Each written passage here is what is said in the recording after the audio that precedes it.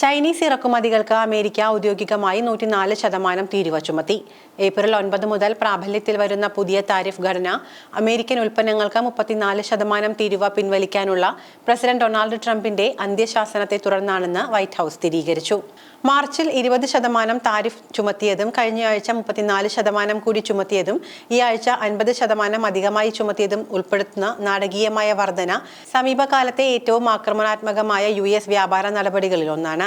അതേസമയം American president Donald ട്രംപിന്റെ പകരച്ചുങ്കം ആഗോളതലത്തിൽ വലിയ അലയൊലികളാണ് ഉണ്ടാക്കിയിട്ടുള്ളത്. പല രാജ്യങ്ങളുടെയും വിപണികൾ തകർന്നടിയുകയും നിക്ഷേപകർക്ക് കനത്ത നഷ്ടങ്ങൾ സംഭവിക്കുകയും ചെയ്തു. ട്രംപിന്റെ തീരുവ നയത്തിനെതിരെ പകരച്ചുങ്കം പ്രഖ്യാപിച്ചുകൊണ്ട് ചൈന രംഗത്തെത്തിയിട്ടുണ്ട്. ഇതോടെ ചൈനയും US തമ്മിലുള്ള ബന്ധം കലുഷിതമായിട്ടുമുണ്ട്.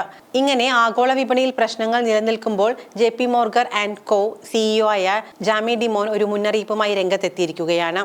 തന്റെ കമ്പനിയുടെ ഓഹരി ഉടമകൾക്ക് അയച്ച കത്തിലാണ് ഡിമോൻ ഒരു മുന്നറിയിപ്പ് എഴുതിയിരിക്കുന്നത്.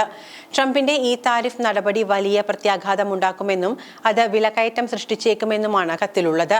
മാത്രമല്ല ആഗോള സാമ്പത്തിക മാന്ദ്യത്തിലേക്ക് വരെ നയിച്ചേക്കുമെന്നും തന്റെ ഓഹരി ഉടമകൾക്ക് ഡിമോൻ എഴുതിയിട്ടുണ്ട്. ഇത്തരത്തിൽ താരിഫുകൾ ഏർപ്പെടുത്തുന്നതിന് പുറമെ US ഇന്ത്യയെ പോലുള്ള രാജ്യങ്ങളുമായി ദൃഢമായ ഒരു വ്യാപാര ബന്ധം കാത്തു സൂക്ഷിക്കണമെന്നും അല്ലാതെ തങ്ങളുടെ വഴിയെ വരുത്തിക്കുകയല്ല വേണ്ടത് എന്നും ഡിമോൻ പറഞ്ഞു. ട്രംപിന്റെ താരിഫ് വർധനവിന്റെ പ്രതിഫലം ഏഷ്യൻ വിപണികളിലാണ് കണ്ടത്. തായ്, ജപ്പാൻ സൂചികകളിലെല്ലാം ഇടിവ് സംഭവിച്ചിട്ടുണ്ടെന്നാണ് അന്തർദേശീയ മാധ്യമങ്ങൾ റിപ്പോർട്ട് ചെയ്യുന്നത്. രോഗം വന്നാൽ ചികിത്സിക്കണമെന്നായിരുന്നു വിപണി തകർച്ചയിൽ ട്രംപിന്റെ പ്രതികരണം. അമേരിക്കയെ ലോകം വിമർശിക്കുന്നത് ഉടൻ അവസാനിക്കുമെന്നും ട്രംപ് പറഞ്ഞു. ട്രംപിന്റെ ചരിത്രപരമായ തീരുവ പ്രഖ്യാപനത്തിൽ അമേരിക്കയ്ക്കും തിരിച്ചടിയാണ് ലഭിച്ചിരിക്കുന്നത്. തീരുവ പ്രഖ്യാപനം അമേരിക്കയുടെ ആഗോള വിപണികളെ സാരമായി ബാധിച്ചതായി റിപ്പോർട്ടുകളുണ്ട്.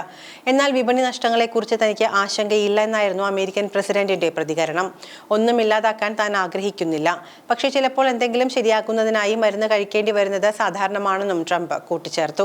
അതേസമയം പ്രതികൂലമായ ബാഹ്യ ആഘാതങ്ങളെ പൂർണ്ണമായും നേരിടാൻ ചൈനയ്ക്ക് മതിയായ നയപരമായ ഘടകങ്ങൾ ഉണ്ട് എന്ന് ചൈനയും പ്രതികരിച്ചു.